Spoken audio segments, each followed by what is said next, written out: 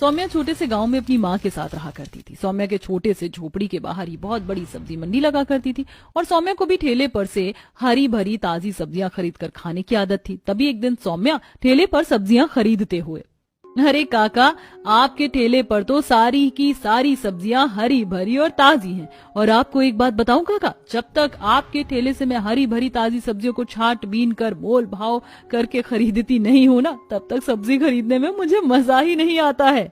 अब सौम्या सब्जी को खरीद कर अपने घर में घुसती है, तभी धनवंती उसके हाथों में सब्जियां देखकर कहती है, अरे बस कर सौम्या, कब तक ऐसे ही ठेले पर सब्जियां खरीदती और छांटती रहेगी? और वैसे भी तेरे लिए एक अमीर घर का रिश्ता आया है, सुना है वो लोग सोसाइटी में रहते हैं, वहाँ पर इस तरीके से तू सब्जियां नहीं छांट सकती, तो तू अब ये सब आदत छोड़ दे।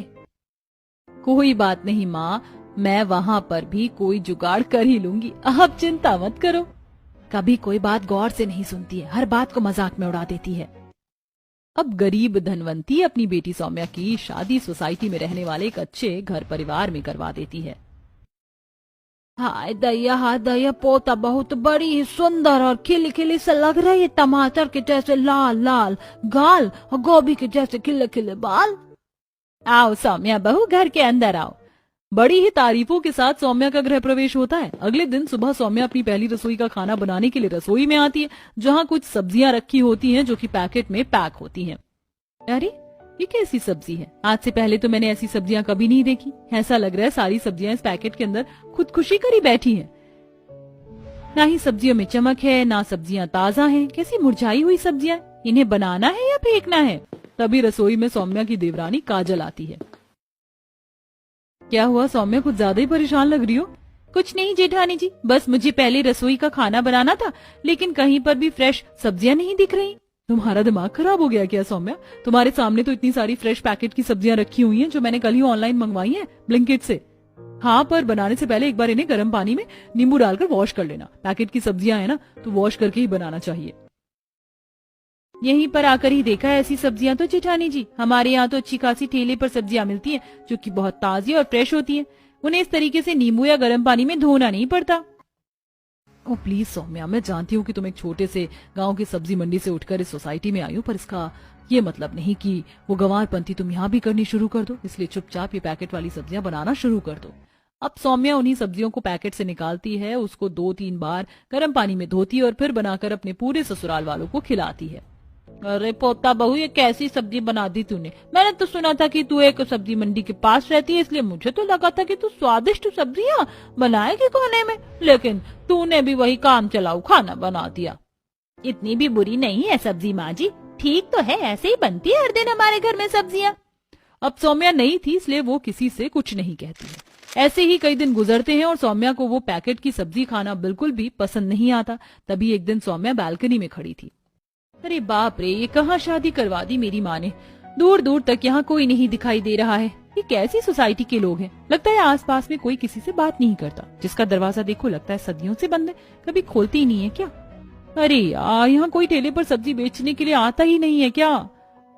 कोई मुझे ठेले की सब्जी खिला दो। तभी दूर दूर तक नजर घुमाने के बाद सौम्या की नजर अपार्टमेंट के दरवाजे पर जाती है, जहाँ एक औरत ठेले पर सब्जी बेच रही होती है। तभी सौम्या अपनी आंखों को मसलते हुए, अरे ये क्या मेरी आंखों को कोई धोखा हुआ है या सच में ठेले पर सब्जी बेचने वाले को देख रही हूँ? अरे ये तो सच में ठेले पर सब्जी बेच रही है, यही मौका है। चल सौम्या, फटाफट ठेले की सब्जी खरीद ले। तभी सौम्या दबे पांव पैसे लेकर अपार्टमेंट के दरवाजे पर पहुंचती है। अरे ओ ठेले पर सब्जी बेचने वाली, थोड़ा इधर आओ और अपनी ये ठेले की हरी भरी ताजी सब्जियां दो, मुझे खरीदनी है। नहीं नहीं मैडम, मैं अंदर नहीं आ सकती। मैं ये ठेले की सब्जियां बस कच्ची कॉलोनी में ही बेच सकती हूँ। ऐसे सोसाइटी के अंदर आकर सब्जी बेचना अलाउ नहीं है ना हमको। ठीक है, रुको, तुम वहीं रुको, मैं बाहर आती हूँ, मैं सब्जियां खुद छाट कर लूंगी। अब काजल की देवरानी ठेले पर से ही हरी भरी ताजा सब्जियां छाट कर खरीद रही होती कि तभी बालकनी से काजल सौम्या को ठेले पर से सब्जी खरीदते हुए देख लेती है। तभी जाकर सासू माँ को बताती हूँ कि कैसे देवरानी जी सोसाइटी के बाहर ठेले पर से सब्जियां खरीद रही हैं। अब काजल अपनी सास के पास जाकर अपनी देवरानी की बुराई करने लग जाती है, जिसके बाद काजल और उर्मिला दोनों ही सौम्या के पास पहुंचते हैं। अरे सौम्या बहू, तुम्हारा दिमाग खराब हो गया है क्या, जो तुम ठेलों से सब्जियां खरीद रही हो? पता नहीं है क्या सासू माँ, देवरानी जी को जब देखो तब सब्जियों की बुराई करती रहती है। और कहती हैं कि हम जो सब्जियां खाते हैं वो अच्छी नहीं है। इन्हें तो ठेले से सब्जियां खरीदने की और खाने की आदत है और आज ठेले पर सब्जियां खरीदने भी आ गई।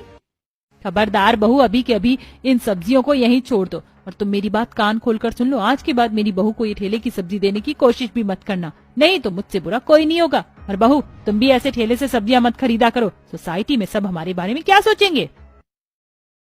मेरी सासू माँ को भी अभी आना था, अच्छा भला ठेले की हरी भरी ताजी सब्जी खरीद रही थी। ऊपर से मेरी जेठानी कुछ ज्यादा ही मॉडर्न बनती है।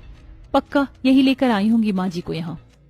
ठीक है माँ जी, आइंदा नहीं लूंगी ठेले की सब्जियाँ। अब सौम्या ठेले की वो सभी हरी भरी ताजा सब्जियां छोड़कर वापस आ जाती है। तभी एक दिन, आ दैया पोता बहू, तेरा मुंह तो दिन पर दिन सूखता ही जा रहा है। जब आई थी तो टमाटर की तरह लाल लाल गाल थे तेरे। तो दादी सास, मुंह तो सूखने लगेगा ही ना जब सूखी हुई सब्जियां खाऊंगी, क्योंकि जब मैं अपने मायके में थी तो ठेले से हरी भरी ताजा सब्जियां खरीद के खाती थी, इसीलिए शरीर भी ताजा और हरा भरा था। तभी अगले दिन सुबह हमेशा की तरह आज भी सौम्या अपने ससुराल में पैकेट वाली सब्जियों को बना रही थी। हे भगवान, कब तक मुझे ऐसे ये पैकेट वाली सब्जियां खानी पड़ेंगी। कोई तो ऐसा उपाय बताओ जिससे मेरे साथ साथ मेरे ससुराल वालों को भी ठेले की हरी भरी सब्जियां खाने की आदत लग जाए। ऐसे ही कई दिन गुजरते हैं और एक दिन सौम्या के दिमाग में एक आइडिया आता है, जिसके बाद से सौम्या रोज बालकनी पर उस ठेले वाली का इंतजार करने लगी थी। अरे यार, आज भी नहीं आई वो ठेले पर सब्जी बेचने वाली। तभी एक दिन जब सौम्या बालकनी से झांकती है तो उसकी नजर ठेले पर सब्जी बेचने वाली औरत पर जाती है। जो होता है अच्छे के लिए ही होता है। अच्छा हुआ ये आज समिति के पास आई है, क्योंकि आज घर पर कोई नहीं है।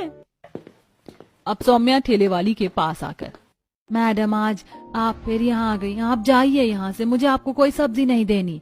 अरे डरो मत, आज कुछ नहीं होगा। और आज मैं तुम्हारी ठेले की सब्जियों के लिए आइडिया लेकर आई हूँ, जिससे तुम्हारी ये ठेले की सब्जियां सोसाइटी से लेकर कच्ची सड़कों तक मशहूर हो जाएंगी।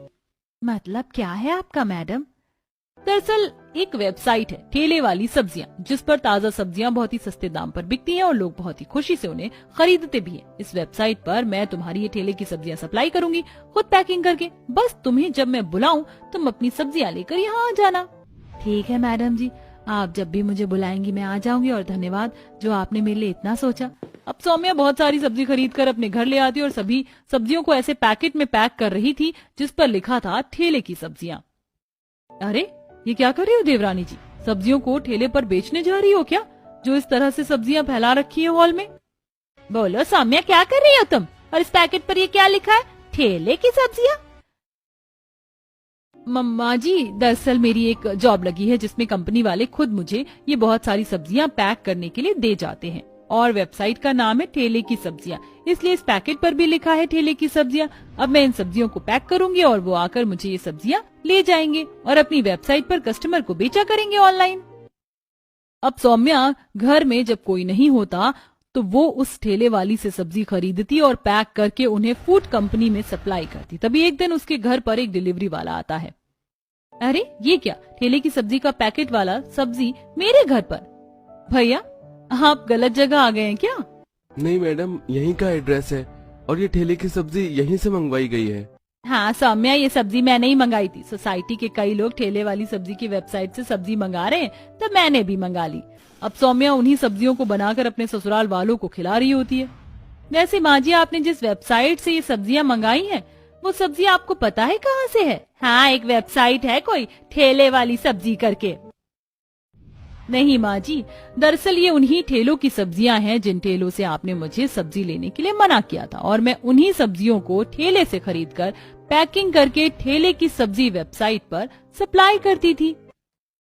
अरे वाह, ये तो बहुत ही समझदारी का काम किया तूने पोता बहू। वही तो मैं समझाना चाहती हूँ दादी सास आप सबको कि ठेले की सब्जी इतनी भी बुरी नहीं होती जितना आप लोग समझते हैं। बस फर्क इतना है कि वह सब्जियां अगर वेबसाइट पर मिल रही हैं तो आप लोगों को वो सब्जी अच्छी लगती है, लेकिन वही सब्जी जब कोई गरीब औरत अपनी ठेले पर बेच रही होती है तो आप लोग उसकी क्वालिटी को गिरा देते हैं। सौम्या, तुम ठीक कह रही हो, हमें माफ कर दो, हमको ऐसा नहीं करना चाहिए था। हम अमीरी में इतना ज्यादा मदहोश हो गए थे कि हमें उन गरीबों की मेहनत भी नहीं दिखी।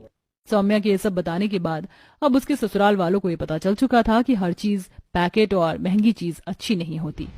कुछ चीजें ऐसी भी होती हैं जो खुद देख दाख कर लेनी चाहिए।